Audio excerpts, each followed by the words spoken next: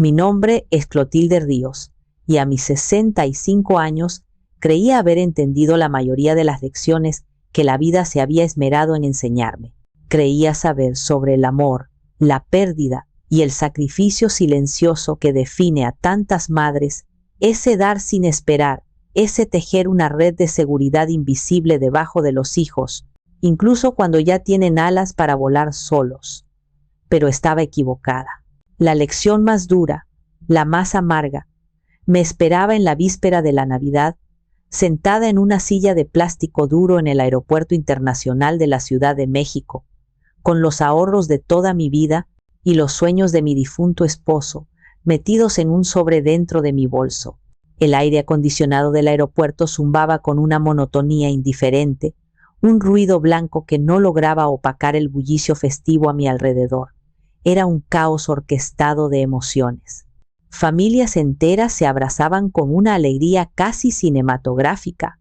Los niños corrían con globos de helio en forma de reno y Santa Claus que se enredaban en los anuncios de vuelos, y el aroma a café, recalentado y pan dulce de una tienda cercana se mezclaba con el perfume caro de los viajeros apurados. Yo observaba todo aquello como si estuviera detrás de un cristal grueso e insonorizado. Mi mundo, en ese instante, se había reducido al peso de mi bolso sobre mi regazo, un peso que se sentía más físico que financiero, y a la pantalla de mi teléfono, que permanecía obstinadamente oscura, un rectángulo negro que reflejaba mi propio rostro cansado y expectante. Dentro de ese bolso de cuero que Horacio me había regalado en nuestro último aniversario, en un sobremanila perfectamente doblado, descansaba un cheque de caja, 700,000 pesos. No era una cifra abstracta para mí. Era la materialización de 40 años como maestra de historia en una secundaria de Querétaro. Eran las tizas en mis dedos, las pilas de exámenes por calificar en las noches, los fines de semana sin lujos, las vacaciones pospuestas año tras año. Eran las reparaciones caseras que aprendí a hacer yo misma viendo tutoriales en internet, el vestido que no me compré, el coche que seguí usando mucho después de que empezara a toser en las mañanas. Eran los desayunos que mi amado Horacio y yo compartíamos en nuestra pequeña cocina, planeando una vejez tranquila, quizás con ese viaje en tren por Europa que él tanto anhelaba y que siempre posponíamos para el próximo año, Cloti, cuando Néstor esté más estable. Horacio se había ido hacía 5 años, víctima de una enfermedad repentina y cruel, y el próximo año nunca llegó para él. Ese dinero era lo último que me quedaba de nuestros sueños compartidos, la última pieza tangible de una vida construida juntos. Y se lo iba a dar a mi hijo Néstor. La memoria de su llamada, apenas una semana atrás, era tan vívida que casi podía sentir la vibración fantasma del teléfono en mi mano. Su voz, esa voz que yo conocía desde su primer balbuceo, sonaba tensa a través de la línea, una mezcla extraña de euforia y desesperación, una actuación tan bien ejecutada que en mi ceguera de madre la tomé por genuina. «Mamá, es ella, la encontramos, la casa de nuestros sueños», exclamó, casi sin aliento, como si hubiera corrido un maratón. «¿Recuerdas que te conté que estábamos buscando algo con un pequeño jardín para que pudieras venir a pasar temporadas con nosotros? ¿Un lugar para tus rosales? Pues la encontramos. Es perfecta, mamá. Perfecta. Tiene 3 recámaras. Una para nosotros, una para los niños cuando vengan y una para ti, siempre lista». Yo, por supuesto, sonreí al otro lado de la línea, cerrando los ojos. La imagen que pintaba era idílica, un bálsamo potente para la soledad que a veces, en el silencio de mi casa de Querétaro, se sentía demasiado grande. Un jardín, mis rosales, una habitación que era mía, la promesa de no ser una visita, sino parte del hogar. «Pero hay un problema, mamá», continuó, bajando el tono a uno más confidencial, más conspirador, el tono que siempre usaba cuando necesitaba algo. «El vendedor es un viejo inflexible, de los de antes. Necesita el enganche esta semana, en efectivo o cheque de caja. Es una oportunidad única, de esas que no se repiten, y si no lo hacemos, la perderemos. Valentina está destrozada solo de pensarlo. No ha dormido bien, pobrecita. Y ahí estaba, el golpe de gracia emocional. La mención de Valentina, su esposa, y su supuesta fragilidad. Yo sabía, en el fondo de mi ser, que Valentina no tenía un solo hueso frágil en su cuerpo. Era tan delicada como una excavadora. Pero en el guión de mi hijo, ella siempre era la princesa en apuros, y él, el caballero que necesitaba el tesoro de su madre para rescatarla. «Mamá, por favor», suplicó, y su voz se quebró ligeramente, un truco que dominaba desde niño. «Esto es para todos. Esta será la casa donde viviremos todos juntos. Imagínalo. Celebraremos esta Navidad. La primera, en nuestro nuevo hogar. Tú, nosotros, una familia de verdad, todos juntos». Esas dos palabras fueron la llave que abrió la bóveda de mis ahorros y de mi corazón. La promesa de una familia reunida, de no pasar otra Nochebuena en silencio, escuchando villancicos en la radio y hablando con los retratos de las paredes. La promesa de volver a ser necesaria, de tener un lugar, un propósito más allá de regar las plantas y leer libros. «Claro que sí, mi amor», le dije. Y el alivio en su voz fue tan palpable, tan instantáneo, que me hizo sentir poderosa, indispensable. «Iré al banco mañana mismo. Solo dime cuándo y dónde». «Tienes que traerlo tú, mamá. Es complicado. Cosa de impuestos. El vendedor es desconfiado. Vuela el 23. Te recogemos en el aeropuerto y de ahí nos vamos directo a la notaría a firmar. Será una aventura. Nuestra primera aventura en la casa nueva. Una aventura». Así, sentada en esa silla fría, rodeada de la felicidad ajena, empecé a comprender que la aventura, en realidad, era solo mía, y que quizás, solo quizás, el mapa que mi hijo me había dado no llevaba a ningún tesoro, sino a un precipicio. La primera hora de espera la llené de excusas lógicas, el tipo de razonamientos que una madre teje para protegerse de la decepción. «El tráfico en esta ciudad es una pesadilla en estas fechas», me dije a mí misma, alisando una arruga inexistente en mi falda de viaje. «Seguro tuvieron algún imprevisto de última hora en el trabajo. Néstor siempre ha sido un poco desorganizado, pobre hijo mío, siempre corriendo». Miraba a la gente pasar, a ese torbellino humano que fluía por las puertas automáticas e inventaba historias para cada rostro. Aquella abuela, recibida con un ramo de nochebuenas por una joven pareja, seguramente iba a conocer a su primer nieto. Ese soldado, con su uniforme impecable, abrazado hasta casi romperle las costillas por una mujer llorosa y dos niños pequeños, volvía a casa justo a tiempo para la cena de Nochebuena. Cada escena de alegría ajena era una pequeña punzada en mi pecho, un recordatorio agridulce de la escena que yo esperaba protagonizar y que no llegaba. La segunda hora, las excusas empezaron a sonar huecas en mi propia cabeza. El optimismo se cuarteaba como pintura vieja, revelando la ansiedad que había debajo. Decidí actuar. Marqué el número de Néstor. 1, 2, 3 veces.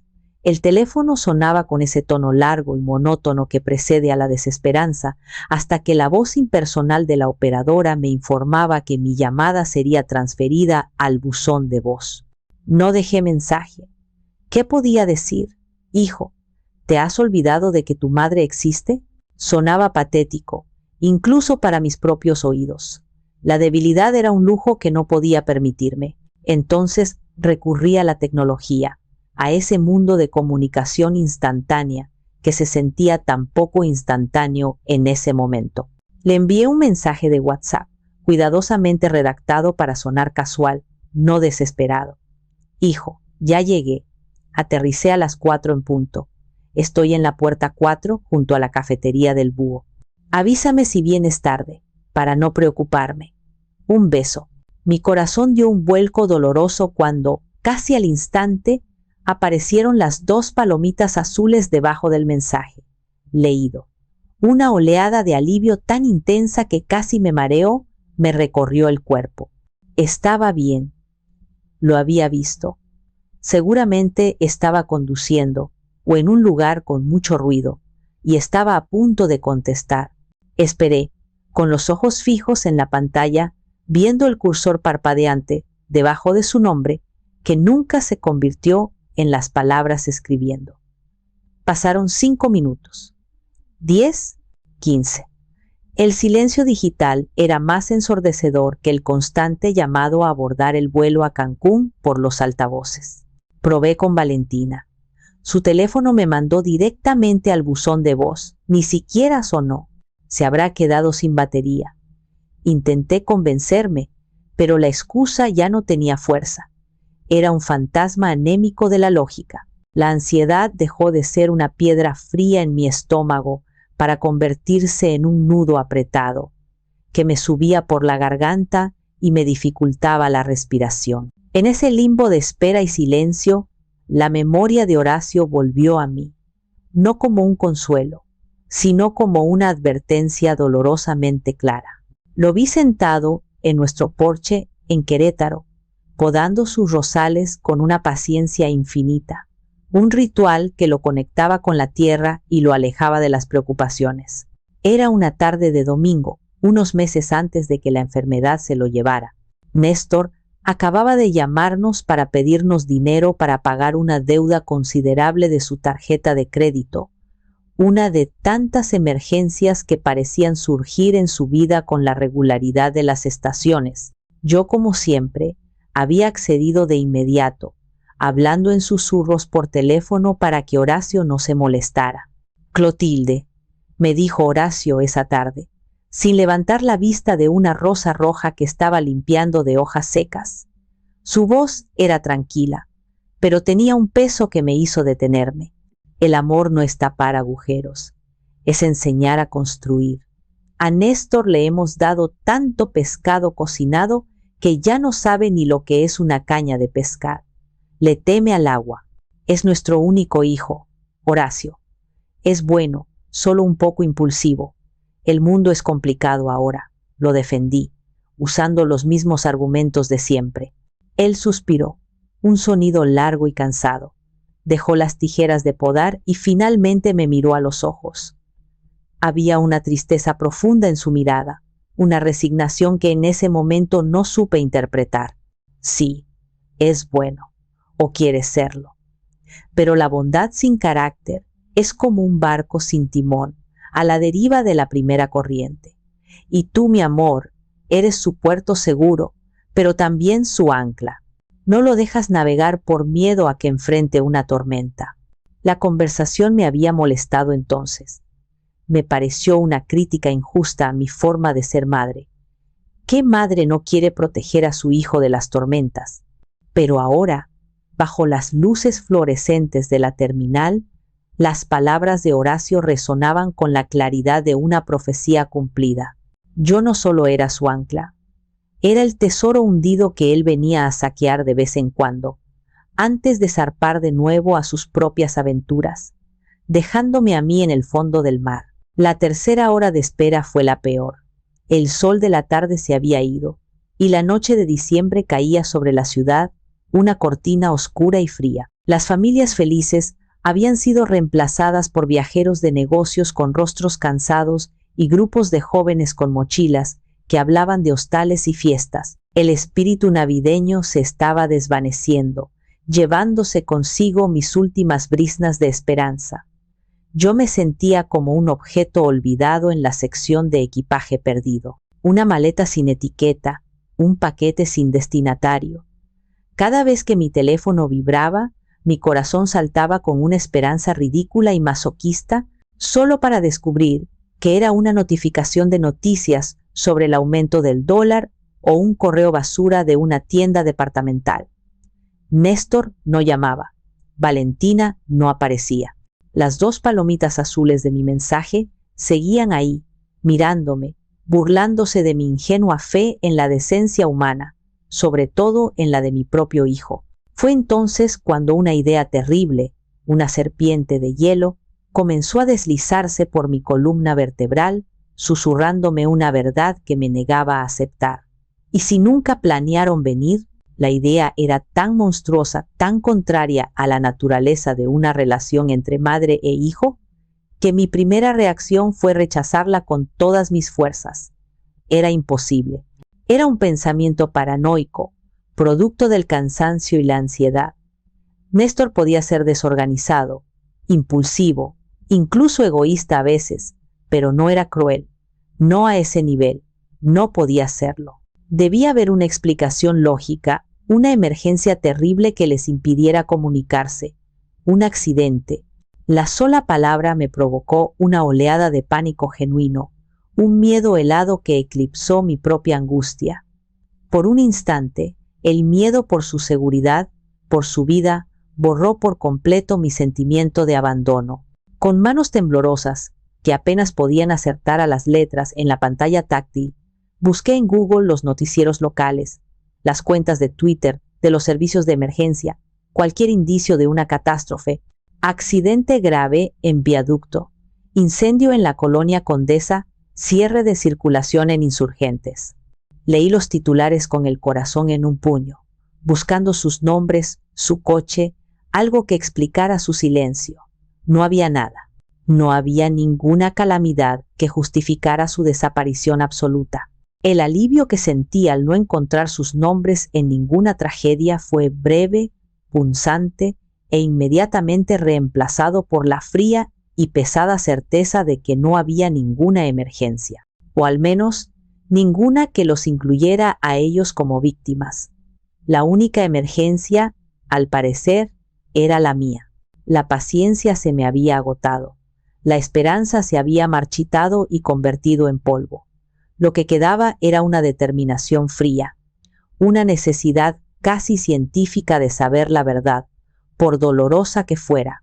Ya no iba a esperar a que me buscaran. Yo iba a encontrarlos. O, al menos, iba a encontrar la casa, ese supuesto nido de amor familiar que era la razón de mi viaje. Salí de la terminal, arrastrando mi pequeña maleta con ruedas cuyo sonido sobre el suelo de granito parecía anormalmente fuerte en mi cabeza. Me uní a la fila de los taxis autorizados, sintiéndome como un autómata. El aire de la noche era fresco y olía a contaminación, a asfalto mojado y a la fritanga de un puesto callejero cercano. Le di al conductor la dirección que Néstor me había enviado con tanto entusiasmo en un mensaje de WhatsApp días atrás.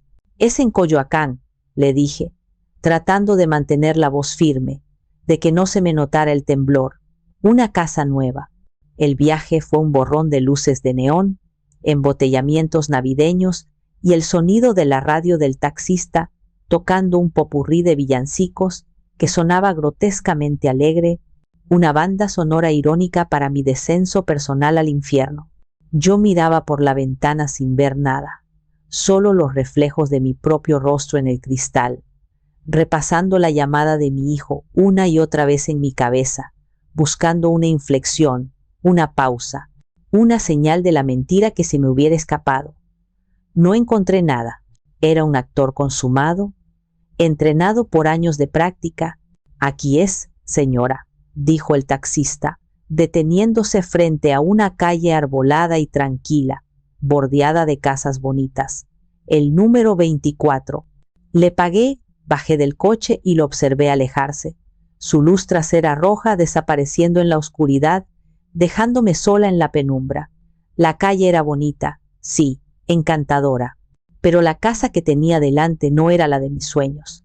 Era una construcción moderna, de 2 pisos, impecable, pero estaba completamente a oscuras. No había luces de Navidad parpadeando en las ventanas, ni una corona en la puerta. Y lo peor de todo, clavado en el pequeño trozo de césped perfectamente cuidado del frente, había un letrero de una inmobiliaria. No decía vendida, decía SE Renta, con letras grandes y rojas y un número de teléfono debajo. Mi cerebro se negó a procesarlo por un segundo. Fue como ver una ecuación que daba un resultado imposible. Me acerqué, casi tropezando en la acera irregular, y toqué el letrero de plástico con la punta de los dedos, como para confirmar que era real, que no era una alucinación producto del agotamiento. Se rentaba. No se vendía. La historia de Néstor, la del viejo inflexible y la urgencia de la firma, se deshizo en el aire como humo. Era mentira, todo, desde el principio hasta el fin. Me quedé ahí, de pie en la acera, sintiendo cómo el frío de la noche me calaba los huesos. Un frío que venía de adentro. El peso del bolso con el cheque se sentía ahora como un ancla de barco, arrastrándome hacia el fondo de una decepción tan profunda, tan vasta, que no tenía nombre. Fue entonces cuando mi teléfono, ese traidor silencioso, vibró en mi mano. No era una llamada ni un mensaje de Néstor, era una notificación de Instagram, una aplicación que apenas usaba pero que tenía por ellos, para ver sus fotos y sentirme parte de sus vidas. Valentina Montoya ha publicado nuevas fotos, con un dedo que parecía pertenecer a otra persona, rígido y torpe, abrí la aplicación, y ahí estaban. La foto de portada del álbum lo decía todo, con una crueldad visual que ninguna palabra podría igualar. No estaban en un atasco, ni en un hospital, ni en una notaría. Estaban en un avión, sentados en unos asientos de primera clase que yo solo había visto en las películas, con asientos que parecían cápsulas espaciales. Néstor sonreía a la cámara con una copa de champaña en la mano y una expresión de triunfo. Valentina, a su lado, posaba lanzando un beso al aire, con unas gafas de sol de diseñador sobre la cabeza, a pesar de que la cabina estaba en penumbra. La geolocalización era un puñal directo al corazón, Aeropuerto Internacional de Las Vegas. Y el pie de foto, escrito con emojis de aviones, fajos de billetes y dados. Era la última palada de tierra sobre la tumba de mi ingenuidad. Escapada sorpresa a Las Vegas, porque trabajamos duro y nos lo merecemos. Adiós, Ciudad de México. Hola pecado, living the dream. Navidad en Vegas YOLO.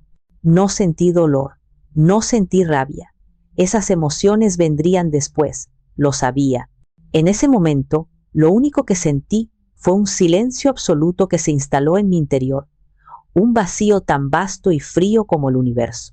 Habían tomado mis ahorros, el legado de mi esposo, los sueños de nuestra vejez, y los habían convertido en fichas de casino, en una suite de hotel con vista a las fuentes del Bellagio, y ni siquiera habían tenido la decencia de apagar el teléfono para no dejar rastro. La arrogancia de su traición era casi más hiriente que la traición misma. Debería haber llorado, debería haberme derrumbado en esa acera fría, bajo la mirada indiferente de las farolas, y haber soltado un grito de rabia o de pena que hubiera hecho temblar las ventanas de Coyoacán. Un grito por mi estupidez, por mi amor ciego, por la pérdida no solo de mi dinero, sino de la imagen sagrada que tenía de mi propio hijo. Pero no lo hice. Las lágrimas no llegaron. Era como si el mecanismo que las producía se hubiera congelado, como si el shock hubiera cauterizado la herida antes de que pudiera sangrar, dejándola limpia, fea y profunda. Simplemente me di la vuelta, con la espalda recta, arrastré mi maleta de vuelta a la avenida principal y con una calma que me asustó a mí misma, hice señas al primer taxi que vi. La puerta se abrió y me deslicé dentro, el olor a ambientador de pino llenando mis fosas nasales. ¿A dónde la llevo, jefa?, preguntó el conductor, un hombre mayor con un rosario de madera colgando del retrovisor, cuya imagen piadosa contrastaba brutalmente con la depravación que yo acababa de presenciar. A un hotel, respondí, mi voz sonando extrañamente hueca, como si viniera de lejos. Uno que sea limpio, seguro y no demasiado caro. Cerca de aquí, por favor. Me dejó en la puerta de un hotel funcional, de esos que atienden a viajeros de negocios y a familias que no buscan lujos. Un lugar anónimo perfecto para una mujer que acababa de perder su identidad. El recepcionista, un joven aburrido que mascaba chicle con la boca abierta, me entregó la llave magnética de la habitación 204 sin apenas mirarme. Para él, yo era solo otra transacción, otro rostro sin historia, y en ese momento agradecí su indiferencia. La habitación era un estudio del color beige. Beige en las paredes, beige en la alfombra gastada, beige en la colcha de la cama, con un patrón geométrico indefinido.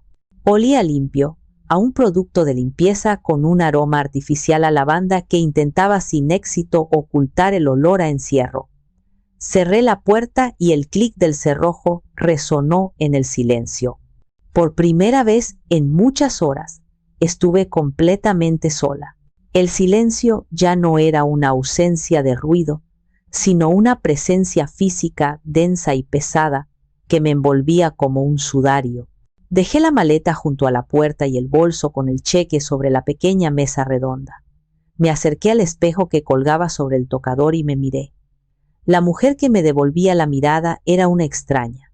Tenía mi cara, mi pelo grisáceo peinado con esmero para el viaje, las arrugas que conocía también alrededor de mis ojos, pero su expresión era diferente. Se le había borrado del rostro esa suavidad expectante, esa disposición a agradar que siempre había estado ahí, como un segundo plano permanente. En su lugar, había una quietud dura, como la de la piedra, y sus ojos, mis ojos, no reflejaban tristeza, sino una aterradora claridad. Fue en ese momento, bajo la luz amarillenta y poco favorecedora de la lámpara del hotel, cuando tuve la autopsia emocional de mi vida como madre. Repasé, como si fueran diapositivas de una vieja clase de historia, los hitos de mi sacrificio, las estaciones de mi vía crucis personal. La vez que vendí los aretes de perlas de mi madre, mi única herencia valiosa, para pagar la entrada de un negocio de Néstor que fracasó en 6 meses. Las innumerables veces que cubrí los saldos de sus tarjetas de crédito, siempre con la promesa de mamá, esta es la última vez, te lo juro por lo más sagrado. Mi aniversario de bodas de plata, que celebré sola con Horacio porque Néstor y Valentina olvidaron la fecha y se fueron de fin de semana a Valle de Bravo. No había sido un solo acto de traición. Había sido un patrón, una larga y metódica campaña de erosión de mi valor, de mi tiempo, de mi dinero y de mi amor. Yo no era una madre para ellos. Era un recurso natural renovable, un plan B, una red de seguridad que daban por sentada, tan presente y tan ignorada como el aire que respiraban.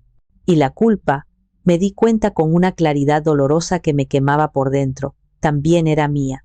Yo se los había permitido. Cada sí que pronuncié cuando debía haber dicho no.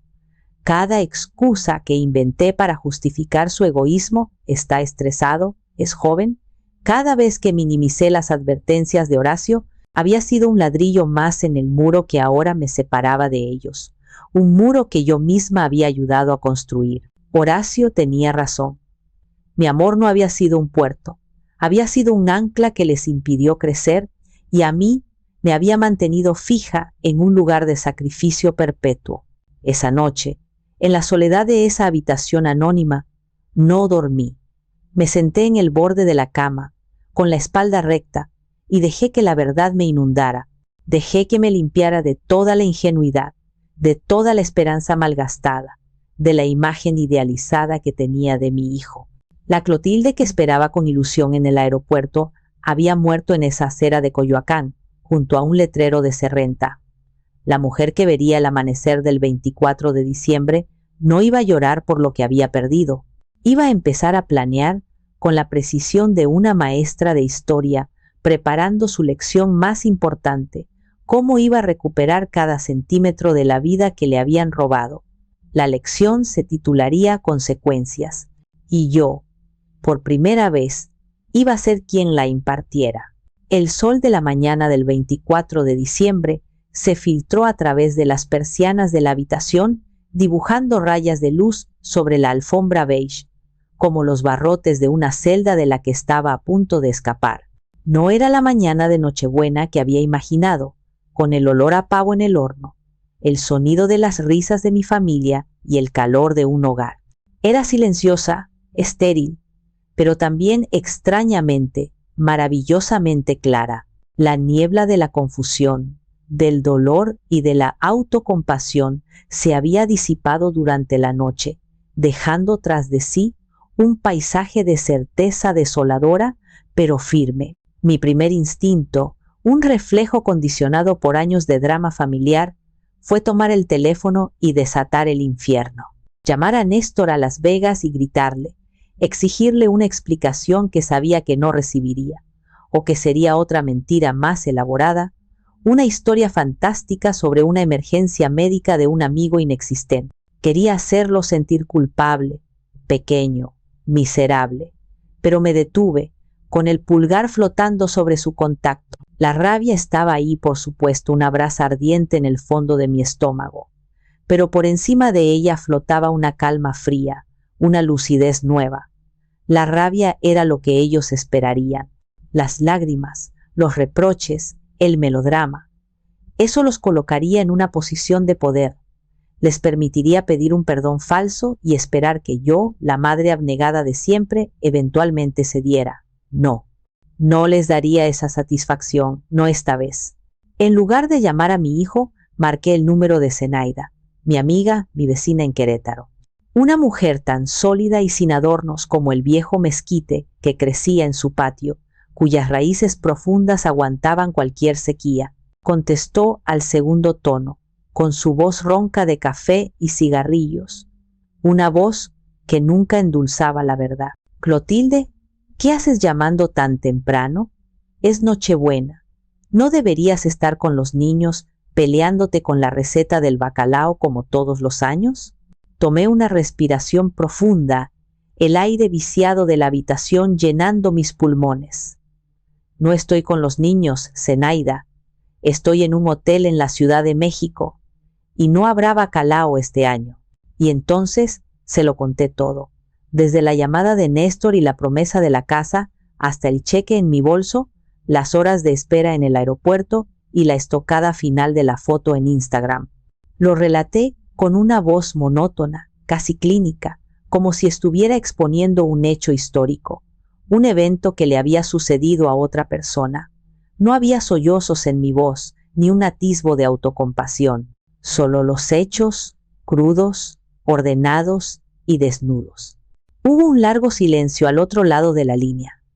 Pude imaginar a Zenaida en la mesa de su cocina, con su bata de flores, encendiendo un cigarrillo con el ceño fruncido, procesando la información. Esperaba palabras de consuelo, un ay, amiga, qué barbaridad, pobrecita de ti. Pero Zenaida nunca fue predecible, y su amistad era demasiado valiosa para desperdiciarla en clichés. Bueno, dijo finalmente, y el humo de su exhalación casi pareció cruzar la línea telefónica. El cabrón de tu hijo por fin se quitó la máscara del todo. Ya era hora. Siempre pensé que tenía cara de sinvergüenza. No pude evitar una sonrisa amarga, la primera en muchas horas. Creo que sí. ¿Y ahora qué, Clotilde?, preguntó, su tono volviéndose más duro, más inquisitivo, como el de un general interrogando a un soldado. ¿Qué vas a hacer? ¿Vas a sentarte en ese hotelucho a llorar hasta que se dignen a llamarte desde su suite con jacuzzi, con una sarta de mentiras? ¿Vas a perdonarlos otra vez porque es tu hijo y es Navidad? ¿Vas a dejar que el niño mimado y su muñequita de aparador se salgan con la suya otra vez? Cada pregunta era un golpe, una sacudida eléctrica que me despertaba de mi letargo. No lo sé, admití, y era la verdad. Sabía que no iba a perdonar, pero no sabía cuál era el siguiente paso en este nuevo y desconocido territorio. Pues yo sí sé, exclamó Zenaida con una ferocidad que me hizo enderezar la espalda. Vas a colgar este teléfono, te vas a pedir el café más cargado que encuentres en ese hotel, y vas a pensar, ese dinero no es un regalo, Clotilde, es tu vejez, es tu tranquilidad, tu independencia, son los viajes que Horacio quería hacer contigo, son tus rodillas nuevas, si las necesitas, es no tener que pedirle permiso a nadie, es tu sudor, tu vida. Deja de ser la mártir del cuento y conviértete en la heroína, o por lo menos en la bruja que les pone un susto de muerte. Ve y recupera tu dignidad, mujer, que buena falta te hace. Y sin más, colgó. Me quedé con el teléfono en la mano, el pitido de la línea muerta zumbando en mi oído. Las palabras de Zenaida, brutales y sin anestesia, eran exactamente el antídoto que necesitaba para el veneno de la autocompasión. No era consuelo lo que buscaba, era un llamado a las armas, y ella me lo había dado. La llamada no me había dado la idea. La idea había nacido en la oscuridad de la noche anterior, una semilla diminuta y dura de pura furia. Pero la llamada de Zenaida fue el sol y el agua. Le dio a esa semilla el permiso para germinar, para romper la superficie de mi miedo y de mi dolor, y empezar a crecer, convirtiéndose en el tronco de un plan que no se trataba solo de recuperar mi dinero, sino de algo mucho más importante, de recuperar mi vida, mi poder, mi nombre. Clotilde Ríos, no solo la mamá de Néstor, con las palabras de Zenaida todavía resonando en mi cabeza como un mantra de batalla, me levanté y fui hacia la ventana. La Ciudad de México despertaba, un monstruo perezoso de concreto y ruido que se desperezaba bajo un cielo grisáceo. Pero por primera vez en mi vida no me sentía intimidada por ella, me sentía parte de su energía anónima y decidida, una más entre millones de almas luchando por su espacio. Mientras observaba el tráfico matutino, un recuerdo específico, uno que había estado enterrado bajo 20 años de rutina y confianza ciega, emergió de las profundidades de mi memoria con una claridad asombrosa. No fue un recuerdo borroso, fue una escena completa, con diálogos y hasta el olor a tinta fresca de los documentos.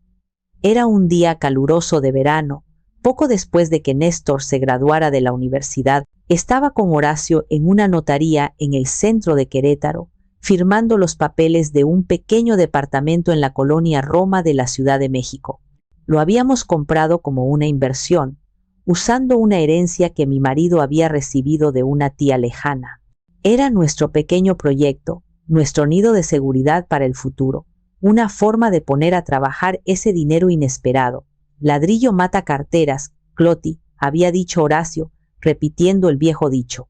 Unos años después, Néstor se casó con Valentina en una boda que costó mucho más de lo que podían permitirse, y que por supuesto nosotros ayudamos a pagar. Eran jóvenes, luchaban por empezar, y nosotros, como buenos padres, les ofrecimos el departamento para que vivieran.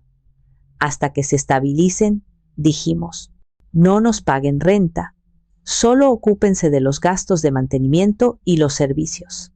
Era una solución temporal, un empujón para que despegaran sin la carga de una hipoteca. Pero lo temporal, como suele suceder en las familias cuando la comodidad se instala, se volvió permanente.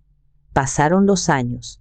Néstor y Valentina se estabilizaron en un estilo de vida que incluía cenas caras, ropa de marca y viajes de fin de semana.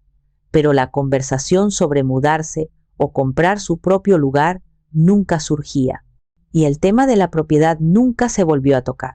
¿Para qué gastar en el notario ahora?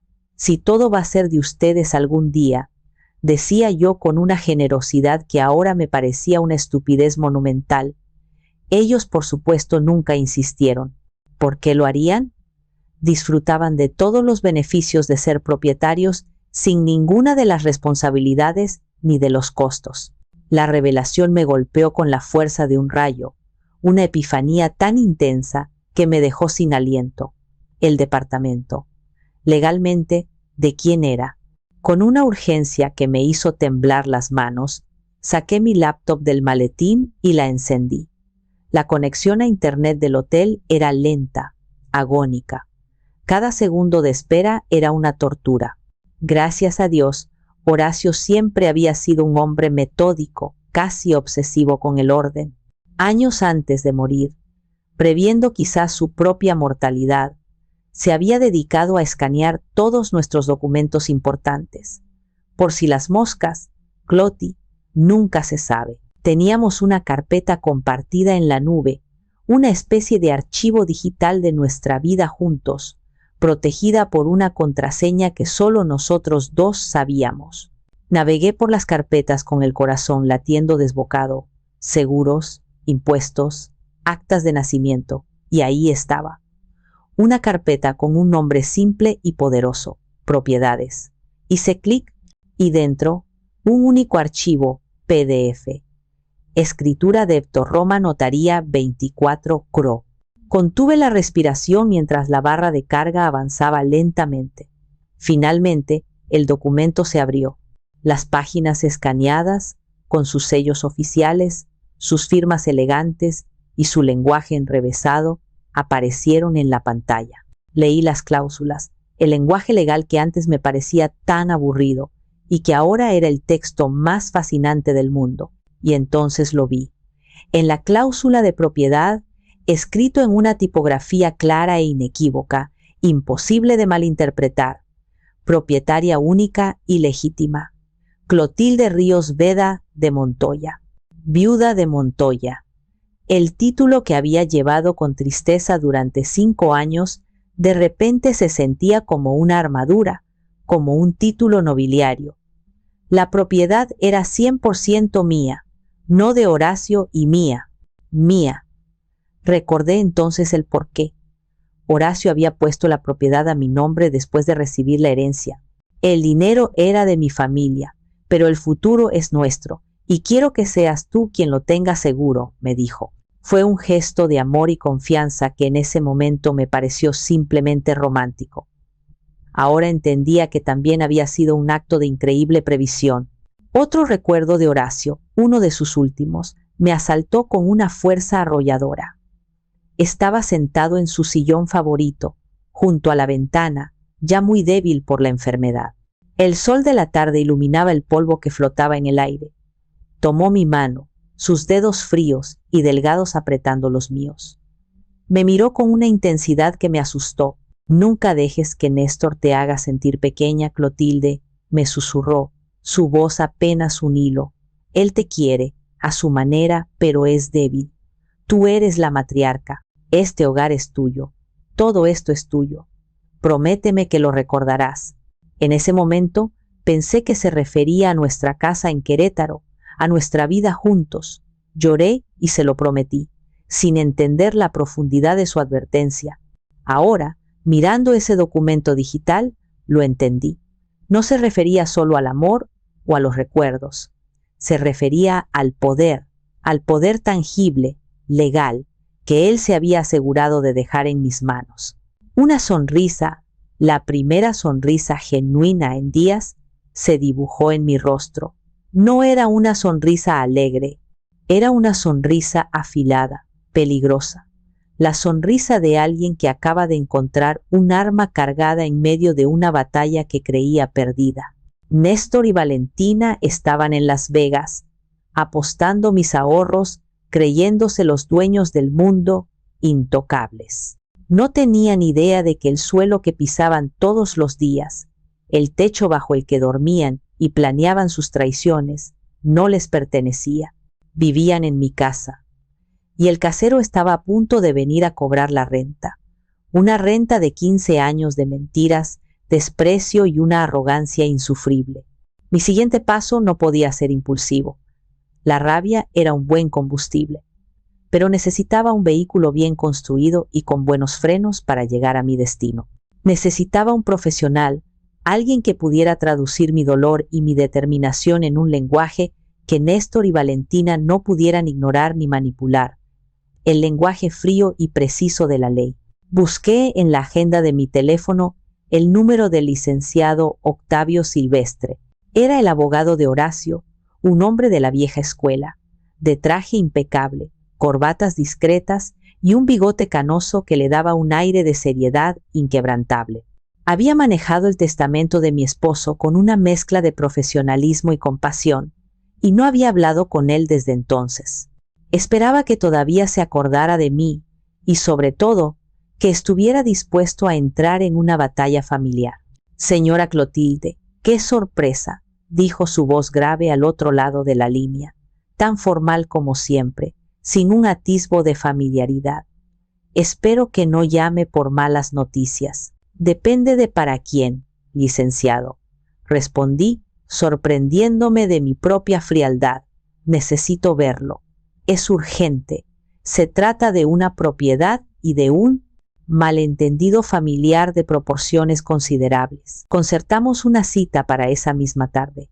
Su despacho estaba en un edificio antiguo y señorial del centro, con suelos de madera que crujían bajo mis pies y un olor a papel viejo, a cuero y a café fuerte. El licenciado Silvestre me recibió con una inclinación de cabeza, sus ojos agudos, examinándome por encima de sus gafas de lectura, mientras me indicaba que tomara asiento en una silla de cuero frente a su enorme escritorio de caoba. No me anduve con rodeos ni con lamentos.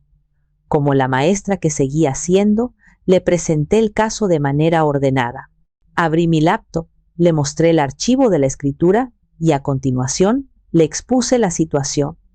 Le hablé del departamento, del acuerdo verbal, de los 15 años sin contrato ni renta. Finalmente, le conté el episodio del aeropuerto y el viaje a Las Vegas. Mientras hablaba, saqué de mi bolso una pequeña carpeta que había armado en el hotel esa mañana. Contenía una copia impresa de la escritura, las capturas de pantalla de la publicación de Valentina en Instagram, e incluso una copia del estado de cuenta del banco donde figuraba el cheque de caja. La evidencia, organizada y contundente. El abogado escuchó en silencio, sin interrumpir, asintiendo de vez en cuando, sus dedos entrelazados sobre el escritorio. Su rostro era una máscara impenetrable. Cuando terminé, se reclinó en su sillón de cuero y se quedó mirándome un largo rato, como si estuviera evaluando no solo el caso, sino a mí. Horacio era un hombre listo, dijo finalmente, su voz teñida de un respeto genuino, y un buen esposo.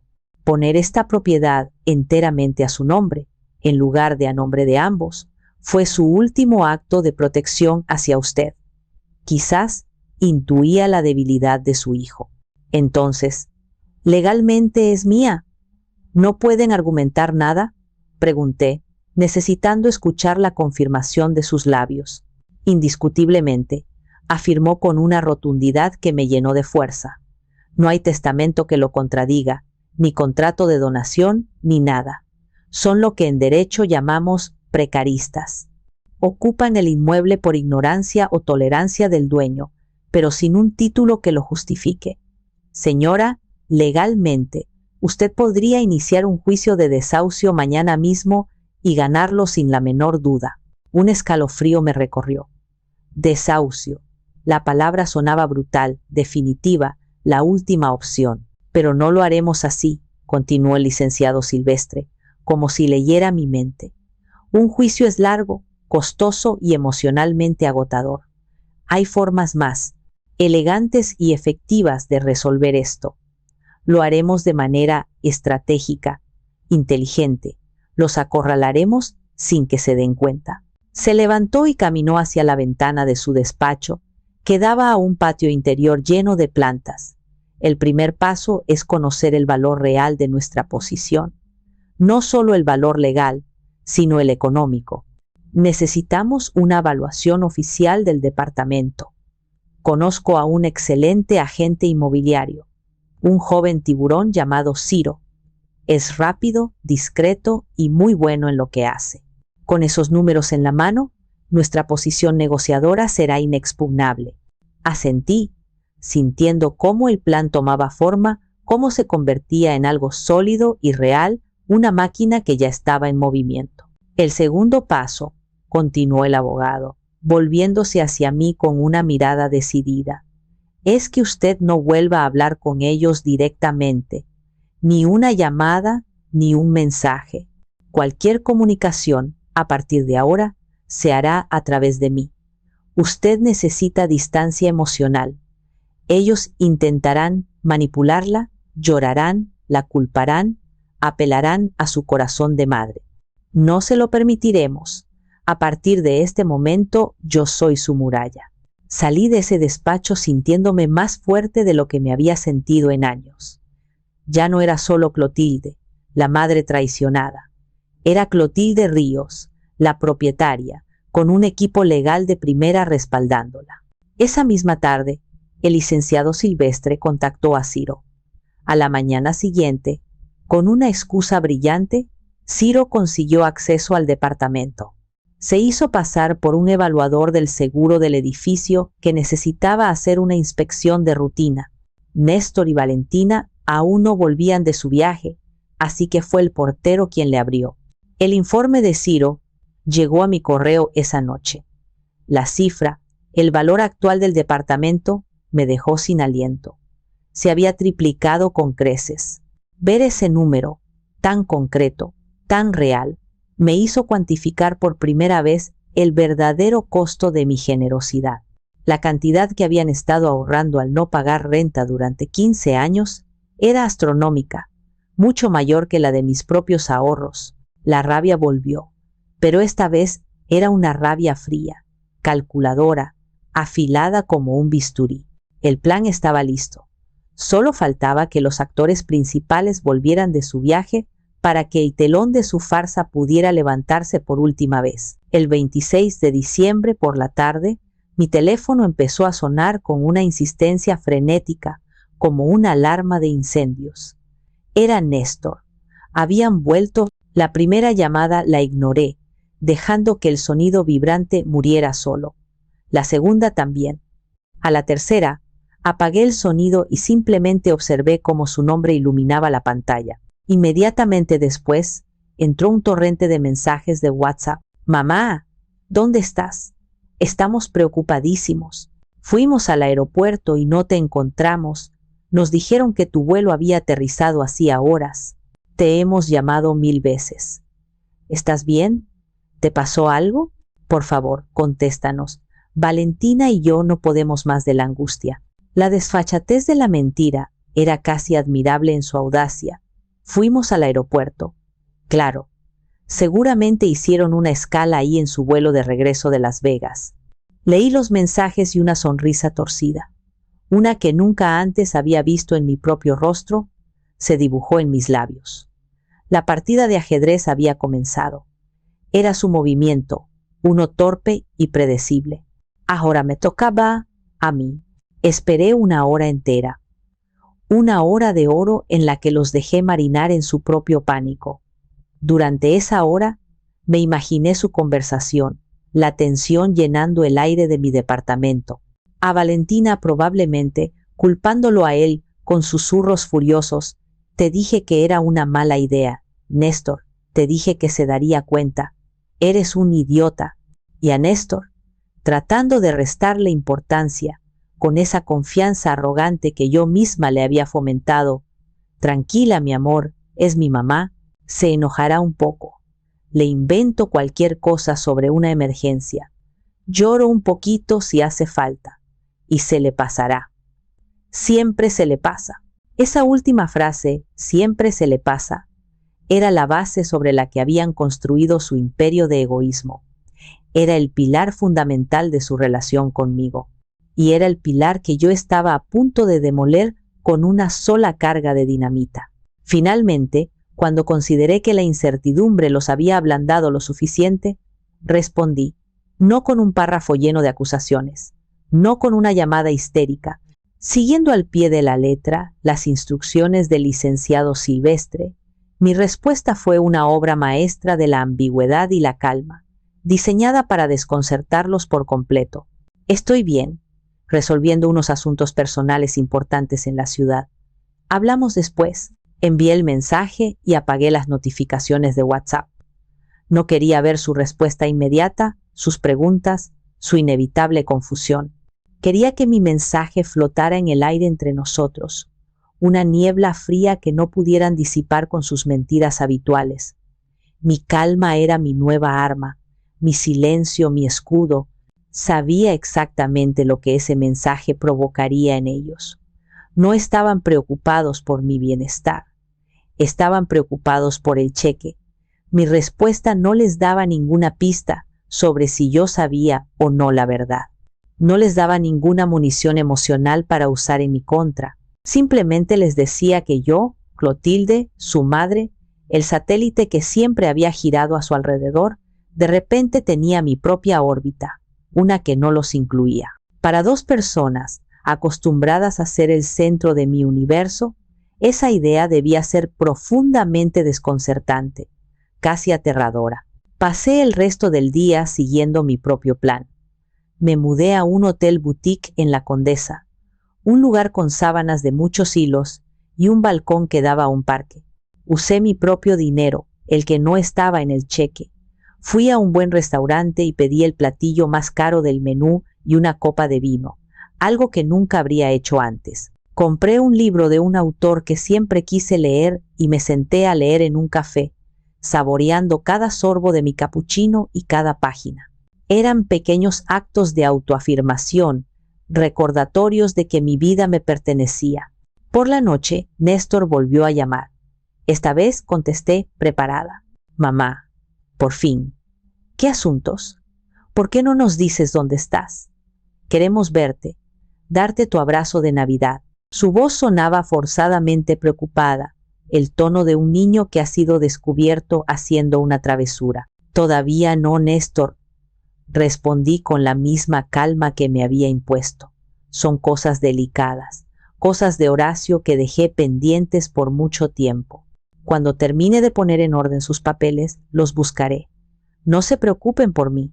La mención de su padre, como yo sabía que lo haría, lo desarmó. Era un golpe bajo, quizás, pero ellos habían abandonado las reglas del juego limpio mucho antes que yo. Ah, bueno, si es cosa de papá. Entiendo, dijo, su tono cambiando a uno más sumiso.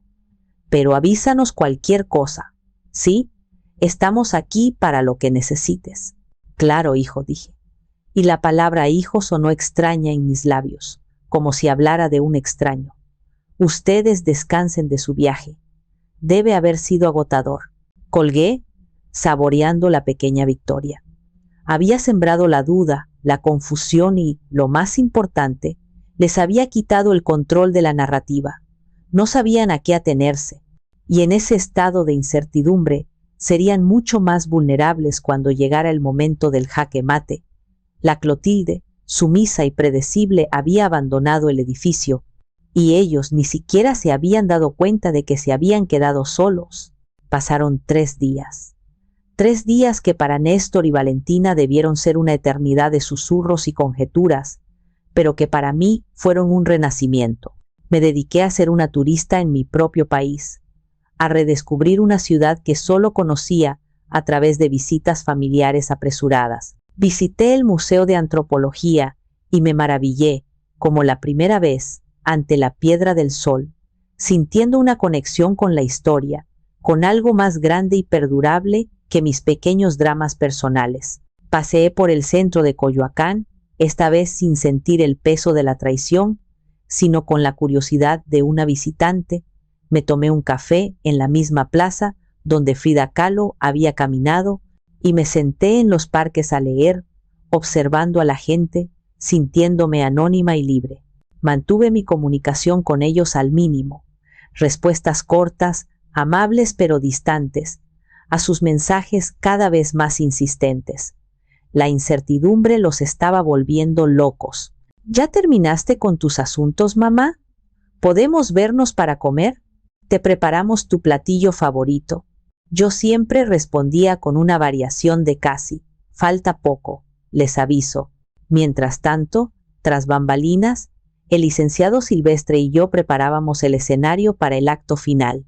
El abogado, con una eficiencia notarial que rayaba en lo artístico, redactó los documentos necesarios y preparó los argumentos legales. Ciro, el agente inmobiliario, preparó una carpeta impecable, encuadernada en cuero, con la evaluación del departamento, un análisis comparativo de mercado con propiedades similares en la zona que se habían vendido recientemente, y la carta de intención de compra de un cliente ficticio, un supuesto inversionista extranjero que pagaba de contado. Todo estaba diseñado para dar una impresión de seriedad, profesionalismo y una urgencia irrefutables. Finalmente, en la mañana del 29 de diciembre, después de una última llamada de estrategia con el licenciado Silvestre, decidimos que era el momento. El pez había mordido el anzuelo y había tragado sedal durante días. Era hora de tirar de la caña. El licenciado Silvestre envió un correo electrónico a Néstor y a Valentina. No era un mensaje de texto casual de mamá. Era un comunicado oficial, con el logo del bufete de abogados en el encabezado, la dirección fiscal y todos los títulos legales del abogado. Un misil legal directo a su bandeja de entrada. Estimados res, Néstor Montoya y Valentina de Montoya, comenzaba el correo, usando sus nombres completos para establecer una distancia formal.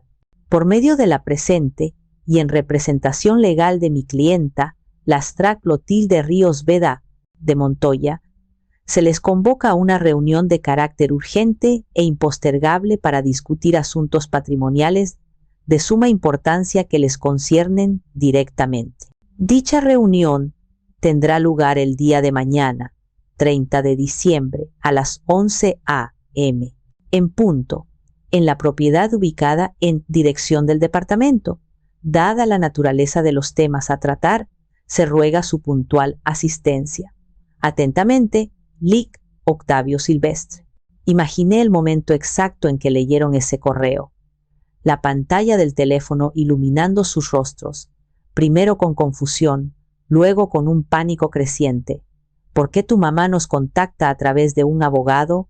Seguramente preguntó Valentina, su voz un siseo. ¿Qué es esto de asuntos patrimoniales? ¿Descubrió lo del dinero? Debieron haber llegado a la conclusión más obvia para ellos, que yo estaba furiosa por el engaño y que iba a ponerles condiciones para entregarles el cheque. Quizás querría un contrato, un plan de pagos, una disculpa formal. Se prepararían para una negociación, para una escena de drama familiar en la que ellos tendrían que actuar arrepentidos, llorar un poco y al final salirse con la suya como siempre. Pobres. Estaban preparándose para la obra equivocada, sin saber que el teatro estaba a punto de incendiarse con ellos dentro. A la mañana siguiente, llegué al departamento a las 10:30. No toqué el timbre. Usé mi propia llave para entrar. Una llave que no había usado en años, pero que, por alguna razón, nunca había quitado de mi llavero. El sonido del cerrojo al girar fue extrañamente satisfactorio. La sensación de abrir la puerta de esa casa, que no había pisado en más de un año, fue como entrar en un museo de mi propia vida pasada. Era un espacio lleno de mis muebles, los que les había regalado cuando se casaron, la vitrina de mi abuela, el comedor de Horacio y mío, pero decorado al gusto impersonal y moderno de Valentina. Todo era gris, blanco y plateado, sin una sola foto mía a la vista. Un mausoleo a su buen gusto, construido con mis recuerdos. El licenciado Silvestre y Ciro llegaron puntualmente a las 10:45. El abogado, con su portafolio de cuero lleno de documentos. Ciro, con su tablet y una carpeta impecable bajo el brazo. Saludaron con una inclinación de cabeza, profesionales y sombríos como dos enterradores. Nos sentamos en el comedor, no en la sala, para darle un aire más formal, más de negocios. Colocamos 3 sillas de un lado de la mesa y dejamos 2 vacías del otro frente a nosotros. Como un tribunal, a punto de dictar sentencia, a las 11 en punto, ni un minuto antes ni un minuto después, sonó el timbre. Mi corazón dio un pequeño salto, la única señal del nerviosismo que sentía. Respiré hondo, recordé las palabras de Zenaida y la mirada de Horacio, y fui a abrir la puerta. Ahí estaban.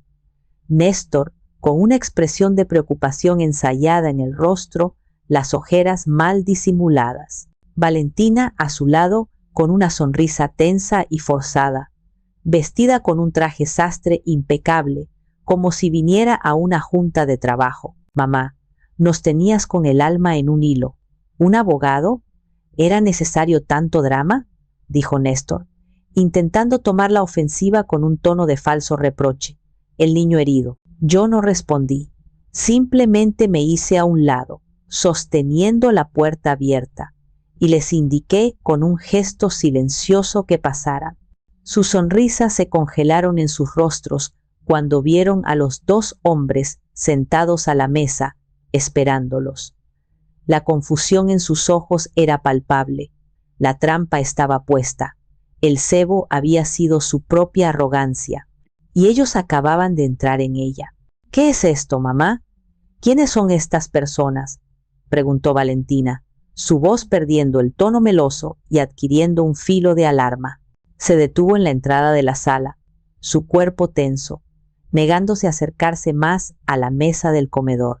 Néstor, a su lado, parecía un ciervo paralizado por los faros de un coche, mirando de mí a los dos hombres y de vuelta a mí, su mente trabajando a toda velocidad para entender el nuevo escenario. «Siéntense, por favor», dije, y mi voz sonó más serena de lo que me sentía, una calma que parecía venir de fuera de mí. Señalé las 2 sillas vacías que habíamos preparado para ellos, las sillas de los acusados. El licenciado Silvestre y el señor Ciro están aquí para ayudarnos a aclarar unas cosas importantes. Dudaron un instante, intercambiando una mirada de pánico que no pudieron ocultar.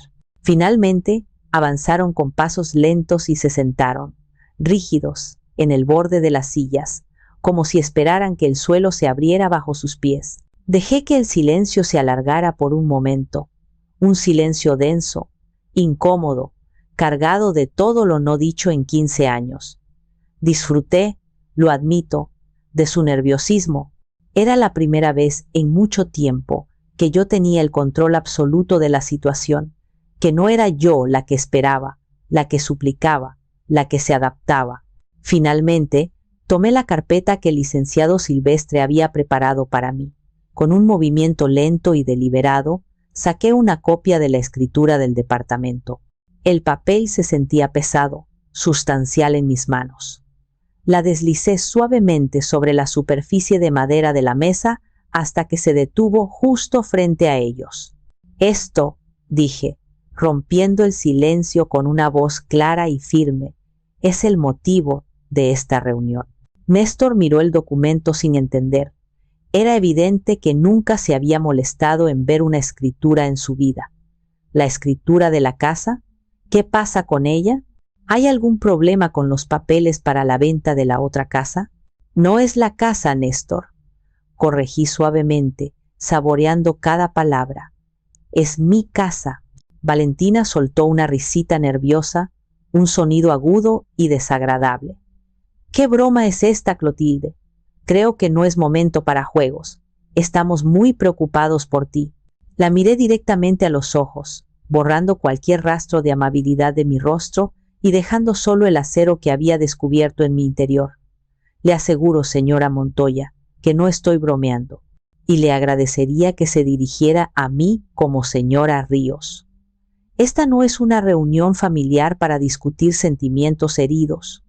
Es una reunión de negocios para discutir un activo inmobiliario. Tomé una respiración profunda y pronuncié las palabras que había ensayado en mi mente durante días, las palabras que cambiarían todo. Este departamento, en el que han vivido sin pagar un solo peso de renta durante 15 años, es de mi exclusiva propiedad y he tomado la decisión de ponerlo a la venta. El color desapareció del rostro de Néstor. Se quedó boquiabierto, mirando primero la escritura y luego a mí, como si me hubiera transformado en un monstruo delante de sus ojos. «No, no es cierto», balbuceó, su voz un susurro ahogado. «Papá, papá nos lo dio.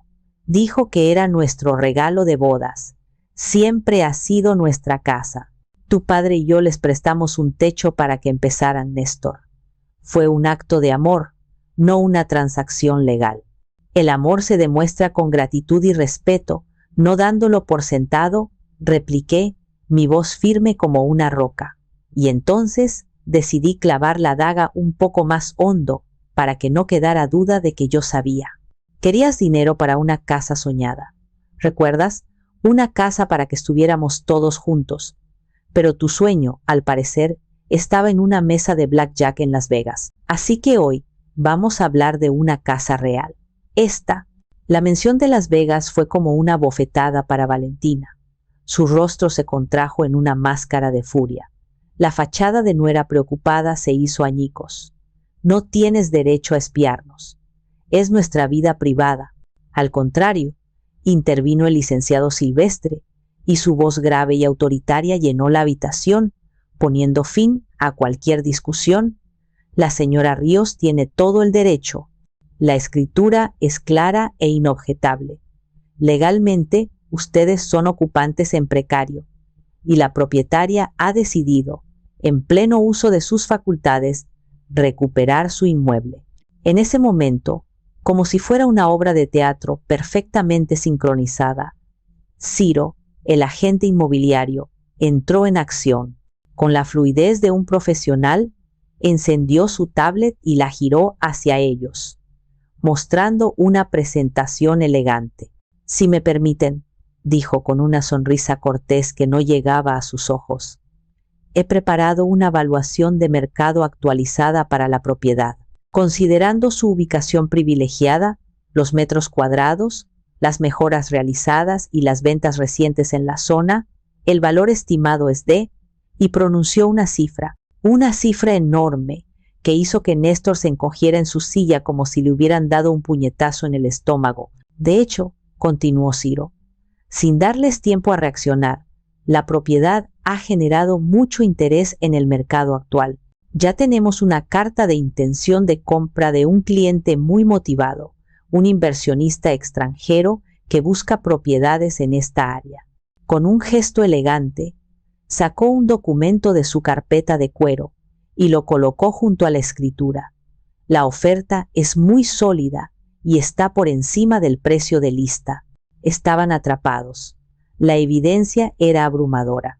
El documento legal, los números fríos del mercado, la oferta tangible de un comprador fantasma, su mundo, construido sobre la base de mi generosidad y su descaro, se estaba derrumbando a su alrededor. Y yo, la arquitecta silenciosa de su vida cómoda, me había convertido en la bola de demolición. El silencio que siguió a la revelación de Ciro fue pesado, espeso, cargado de incredulidad y rabia contenida. Néstor parecía haber envejecido 10 años en 10 minutos. Tenía la mirada perdida, fija en la cifra que brillaba en la pantalla de la tablet, como si fuera un epitafio en una lápida. Pero Valentina era diferente. Estaba hecha de un material más duro, más desafiante. El shock inicial dio paso rápidamente a una furia volcánica. «Esto es un disparate», espetó, golpeando la mesa con la palma de la mano. El sonido resonó en la habitación silenciosa, haciendo vibrar las copas de la vitrina de mi abuela. «Hemos vivido aquí por 15 años. Hemos invertido nuestro dinero en este lugar. Cambiamos toda la cocina hace 5 años. Pusimos piso nuevo. No puedes simplemente llegar y echarnos como si fuéramos perros». La miré con una calma que sabía que la desquiciaría aún más. ¿Invirtieron? ¡Qué interesante! Me pregunto con qué dinero hicieron esas mejoras. Quizás con el dinero que se ahorraron al no pagar renta, ni hipoteca, ni gastos de comunidad, ni predial durante más de una década. Yo no lo llamaría inversión, Valentina. Lo llamaría vivir de gratis a costa de su suegra, usando mi patrimonio para aumentar el valor de mi propiedad. En todo caso, debería darles las gracias. Cada palabra era precisa, afilada, diseñada para desmantelar su falso sentido de derecho. «Tú no entiendes nada», gritó, poniéndose de pie con un movimiento brusco, la silla raspando el suelo. «Esto es nuestro hogar, nuestros hijos crecieron aquí, mis nietos», la corregí suavemente, y esa simple corrección, ese recordatorio de mi lugar en la ecuación, pareció desinflarla por un instante. Y sí, este fue su hogar, un hogar que yo les proporcioné, un privilegio que ustedes confundieron con un derecho. Y ese privilegio, queridos, se ha terminado. Néstor finalmente levantó la vista. Había lágrimas en sus ojos, lágrimas de autocompasión, no de arrepentimiento, lo supe al instante. Las mismas lágrimas que usaba de niño para conseguir lo que quería. «Mamá, por favor, no nos hagas esto. Somos tu familia». Esa palabra, familia, de sus labios, en ese momento, fue el insulto final. Me enderecé en mi silla y lo miré, no como una madre mira a su hijo, sino como una mujer mira a un extraño que ha intentado estafarla. La familia no abandona a su madre en un aeropuerto en la víspera de Navidad para irse a gastar sus ahorros en Las Vegas. Néstor, respondí, mi voz sin un ápice de temblor. La familia no miente, no manipula, no desprecia. Eso no es familia. Eso es parasitismo. La palabra parasitismo flotó en el aire entre nosotros, brutal y precisa. Valentina se quedó sin palabras, su rostro pálido de ira. Néstor agachó la cabeza, derrotado. Fue entonces cuando decidí presentarles mi jugada maestra, la oferta que el licenciado Silvestre y yo habíamos diseñado con una crueldad calculada. No era un acto de bondad, era un acto de poder, diseñado para restregarles en la cara exactamente lo que habían perdido y lo que nunca podrían tener. Sin embargo, dije, reclinándome en mi silla, adoptando un tono magnánimo, no soy una persona cruel, y por respeto a la memoria de tu padre, que en algún momento los quiso mucho y creyó en ti, les voy a dar una opción, una única opción. Ambos me miraron, una chispa de esperanza desesperada en sus ojos, creyendo que iba a ceder. El cheque, continué, señalando el bolso que había dejado en una silla cercana. El cheque de 700,000 pesos que me hicieron traer con tanta urgencia. El dinero para su casa soñada. Saqué el sobre Manila, lo abrí y deslicé el cheque sobre la mesa, junto a la escritura. Consideraré este cheque como el enganche, el primer pago. Les ofrezco a ustedes, en exclusiva, la primera opción de compra. Pueden comprarme este departamento. Les di un momento para que procesaran la información. La ironía era tan espesa que se podía cortar con un cuchillo. El dinero que me habían estafado ahora era su única tabla de salvación para conservar la casa que creían suya. Les venderé el departamento a su valor de mercado actual, concluí, señalando la valuación de Ciro.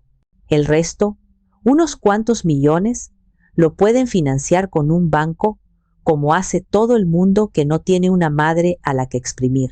Tienen 48 horas para aceptar la oferta y presentar una carta de aprobación de crédito preautorizada de una institución bancaria de primer nivel. La esperanza en sus rostros se desvaneció, reemplazada por la cruda y fea realidad.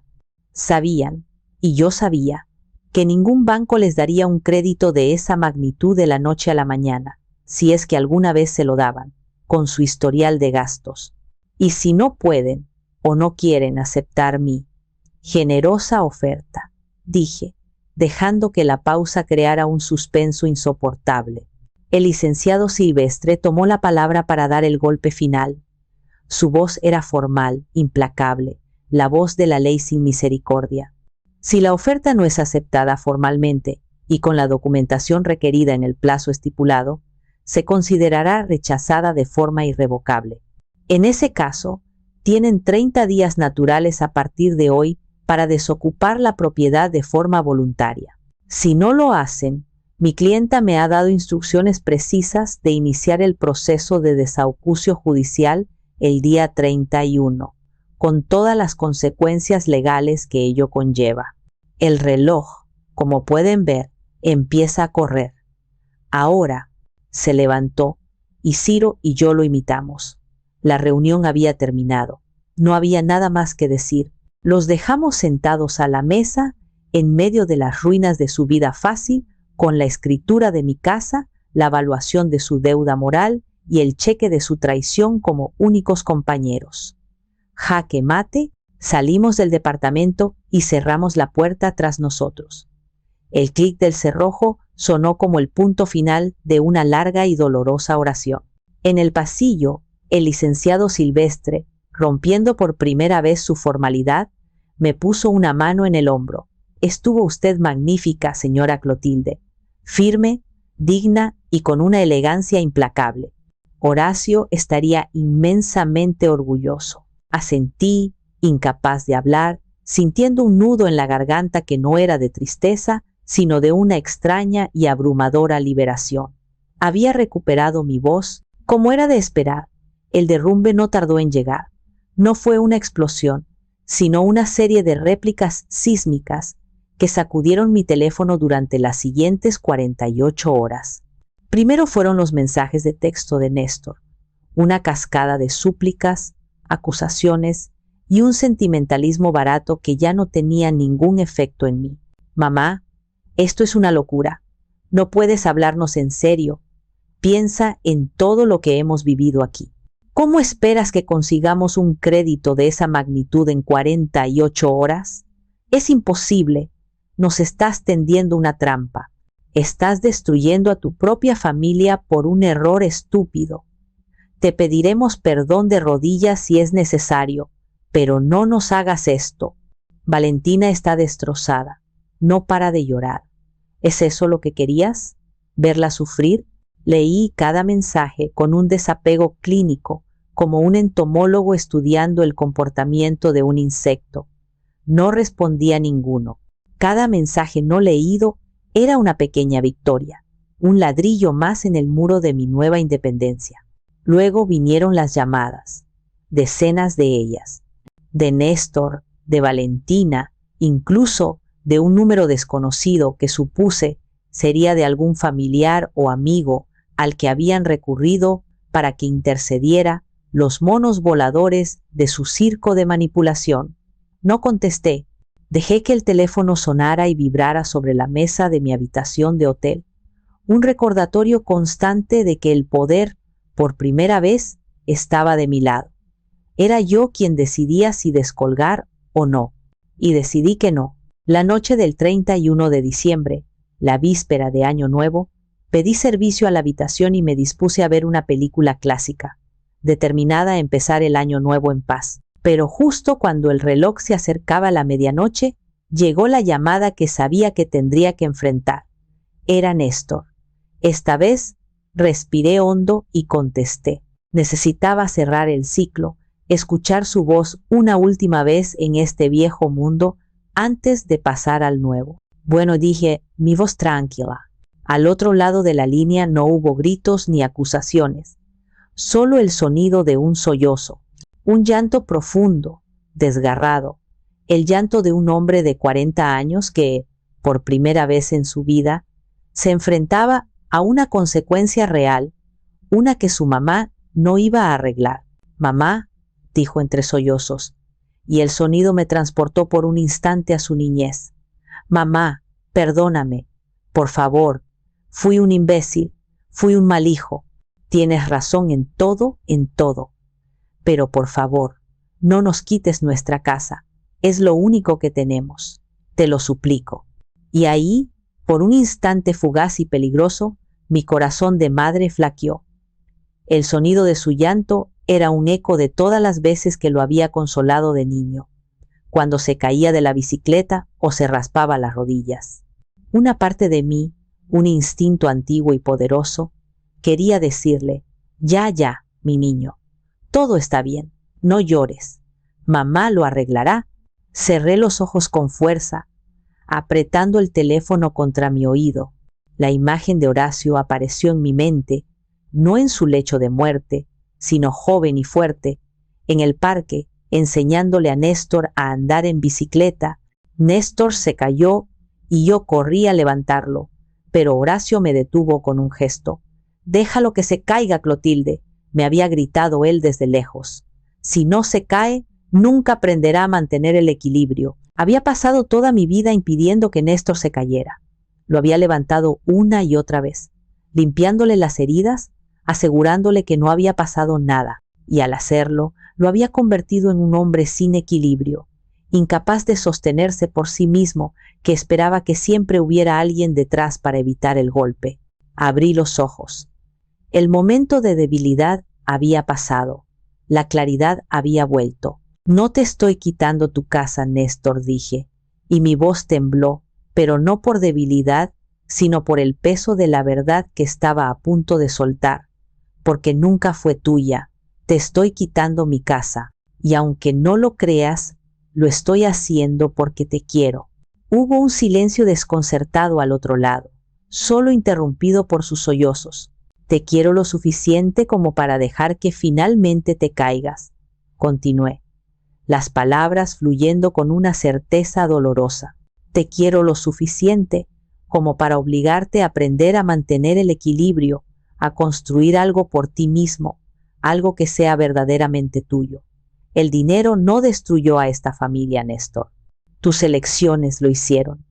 Y ahora tienes que vivir con ellas, como un adulto. Pero, ¿a dónde iremos? ¿Qué haremos? Susurró, su voz rota, la voz de un niño perdido. No lo sé, hijo, respondí, y por primera vez la frase no era una evasiva, sino una verdad liberadora para ambos. Esa ya no es mi responsabilidad. Adiós, Néstor. Feliz año nuevo. Y colgué. Colgué el teléfono al amor incondicional que se había convertido en una enfermedad. Colgué a la culpa, a la obligación y al sacrificio sin fin.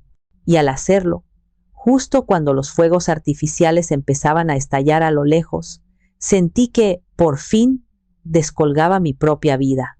El mes de enero fue un torbellino de actividad legal y logística, pero por primera vez en mi vida no era un caos que me abrumara, sino un proyecto que me llenaba de una energía y un propósito que había olvidado que poseía.